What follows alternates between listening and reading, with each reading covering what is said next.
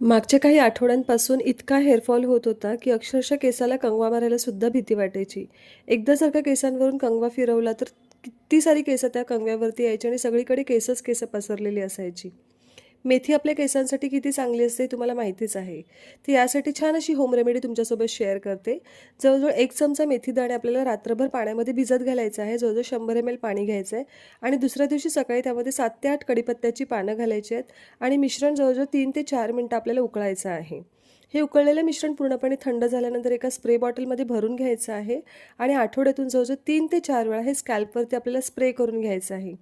ही remedy इतकी effective आहे की जवळजवळ 2 आठवड्यामध्येच तुमचा हेअरफॉल पूर्णपणे कमी होईल. या होम रेमेडीने फक्त हेअरफॉलच नाही थांबत, तर हेअर ग्रोथसुद्धा होते. तुम्ही ते बिफोर आणि आफ्टर रिझल्ट पाहूच शकता. तर एकदा ही होम रेमेडी ट्राय करा आणि तुमचा एक्सपिरियन्स नक्की शेअर करा.